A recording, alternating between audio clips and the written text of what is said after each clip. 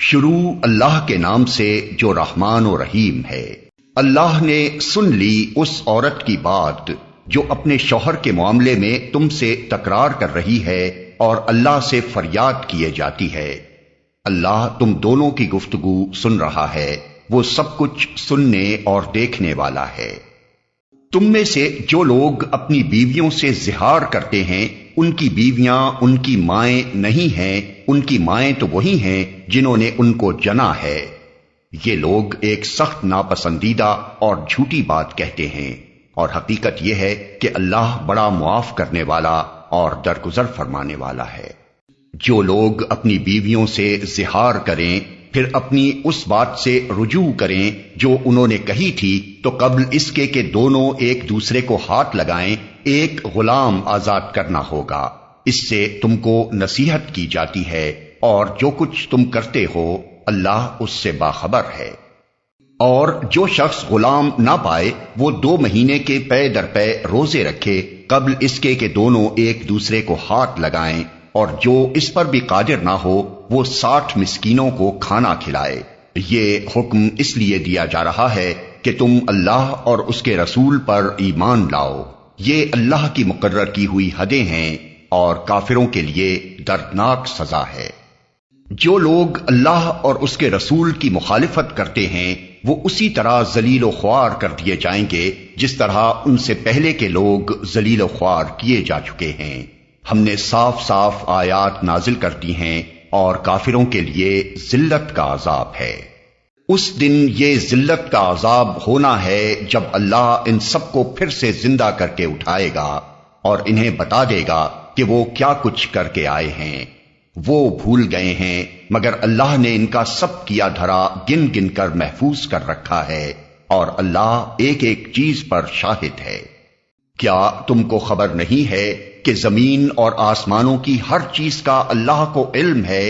کبھی ایسا نہیں ہوتا کہ 3 آدمیوں میں کوئی سرگوشی ہو اور ان کے درمیان چوتھا اللہ نہ ہو، یا 5 آدمیوں میں سرگوشی ہو اور ان کے اندر چھٹا اللہ نہ ہو۔ خفیہ بات کرنے والے خواہ اس سے کم ہوں یا زیادہ، جہاں کہیں بھی وہ ہوں اللہ ان کے ساتھ ہوتا ہے۔ پھر قیامت کے روز وہ ان کو بتا دے گا کہ انہوں نے کیا کچھ کیا ہے۔ اللہ ہر چیز کا علم رکھتا ہے۔ کیا تم نے دیکھا نہیں ان لوگوں کو جنہیں سرگوشیاں کرنے سے منع کر دیا گیا تھا، پھر بھی وہ وہی حرکت کیے جاتے ہیں جس سے انہیں منع کیا گیا تھا؟ یہ لوگ چھپ چھپ کر آپس میں گناہ اور زیادتی اور رسول کی نافرمانی کی باتیں کرتے ہیں، اور جب تمہارے پاس آتے ہیں تو تمہیں اس طریقے سے سلام کرتے ہیں جس طرح اللہ نے تم پر سلام نہیں کیا ہے، اور اپنے دلوں میں کہتے ہیں کہ ہماری ان باتوں پر اللہ ہمیں عذاب کیوں نہیں دیتا۔ ان کے لیے جہنم ہی کافی ہے، اسی کا وہ ایندھن بنیں گے، بڑا ہی برا انجام ہے ان کا۔ اے لوگو جو ایمان لائے ہو، جب تم آپس میں پوشیدہ بات کرو تو گناہ اور زیادتی اور رسول کی نافرمانی کی باتیں نہیں بلکہ نیکی اور تقوی کی باتیں کرو، اور اس خدا سے ڈرتے رہو جس کے حضور تمہیں حشر میں پیش ہونا ہے۔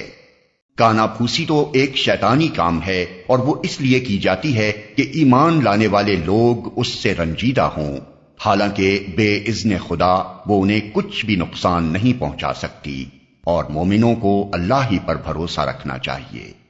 اے لوگو جو ایمان لائے ہو، جب تم سے کہا جائے کہ اپنی مجلسوں میں کشادگی پیدا کرو تو جگہ کشادہ کر دیا کرو، اللہ تمہیں کشادگی بخشے گا، اور جب تم سے کہا جائے کہ اٹھ جاؤ تو اٹھ جایا کرو۔ تم میں سے جو لوگ ایمان رکھنے والے ہیں اور جن کو علم بخشا گیا ہے اللہ ان کو بلند درجے عطا فرمائے گا، اور جو کچھ تم کرتے ہو اللہ کو اس کی خبر ہے۔ اے لوگو جو ایمان لائے ہو، جب تم رسول سے تخلیے میں بات کرو تو بات کرنے سے پہلے کچھ صدقہ دو، یہ تمہارے لیے بہتر اور پاکیزہ تر ہے۔ البتہ اگر تم صدقہ دینے کے لیے کچھ نہ پاؤ تو اللہ غفور و رحیم ہے۔ کیا تم ڈر گئے اس بات سے کہ تخلیے میں گفتگو کرنے سے پہلے تمہیں صدقات دینے ہوں گے؟ اچھا اگر تم ایسا نہ کرو اور اللہ نے تم کو اس سے معاف کر دیا تو نماز قائم کرتے رہو، زکوٰۃ دیتے رہو، اور اللہ اور اس کے رسول کی اطاعت کرتے رہو۔ تم جو کچھ کرتے ہو اللہ اس سے باخبر ہے۔ کیا تم نے دیکھا نہیں ان لوگوں کو جنہوں نے دوست بنایا ہے ایک ایسے گروہ کو جو اللہ کا مغضوب ہے؟ وہ نہ تمہارے ہیں نہ ان کے، اور وہ جان بوجھ کر جھوٹی بات پر قسمیں کھاتے ہیں۔ اللہ نے ان کے لیے سخت عذاب مہیا کر رکھا ہے، بڑے ہی برے کرتوت ہیں جو وہ کر رہے ہیں۔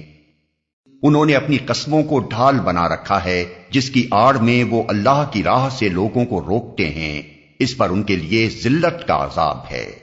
اللہ سے بچانے کے لیے نہ ان کے مال کچھ کام آئیں گے نہ ان کی اولاد، وہ دوزخ کے یار ہیں، اسی میں وہ ہمیشہ رہیں گے۔ جس روز اللہ ان سب کو اٹھائے گا وہ اس کے سامنے بھی اسی طرح قسمیں کھائیں گے جس طرح تمہارے سامنے کھاتے ہیں، اور اپنے نزدیک یہ سمجھیں گے کہ اس سے ان کا کچھ کام بن جائے گا۔ خوب جان لو وہ پرلے درجے کے جھوٹے ہیں۔ شیطان ان پر مسلط ہو چکا ہے اور اس نے خدا کی یاد ان کے دل سے بھلا دی ہے۔ وہ شیطان کی پارٹی کے لوگ ہیں، خبردار ہو شیطان کی پارٹی والے ہی خسارے میں رہنے والے ہیں۔ یقیناً ذلیل ترین مخلوقات میں سے ہیں وہ لوگ جو اللہ اور اس کے رسول کا مقابلہ کرتے ہیں۔ اللہ نے لکھ دیا ہے کہ میں اور میرے رسول غالب ہو کر رہیں گے۔ فی الواقع اللہ زبردست اور زور آور ہے۔ تم کبھی یہ نہ پاؤ گے کہ جو لوگ اللہ اور آخرت پر ایمان رکھنے والے ہیں وہ ان لوگوں سے محبت کرتے ہوں جنہوں نے اللہ اور اس کے رسول کی مخالفت کی ہے، خواہ وہ ان کے باپ ہوں یا ان کے بیٹے یا ان کے بھائی یا ان کے اہل خاندان۔ یہ وہ لوگ ہیں جن کے دلوں میں اللہ نے ایمان ثبت کر دیا ہے اور اپنی طرف سے ایک روح عطا کر کے ان کو قوت بخشی ہے۔ وہ ان کو ایسی جنتوں میں داخل کرے گا جن کے نیچے نہریں بہتی ہوں گی، ان میں وہ ہمیشہ رہیں گے۔ اللہ ان سے راضی ہوا اور وہ اللہ سے راضی ہوئے۔ وہ اللہ کی پارٹی کے لوگ ہیں، خبردار رہو اللہ کی پارٹی والے ہی فلاح پانے والے ہیں۔ یا ان کے بھائی یا ان کے اہل خاندان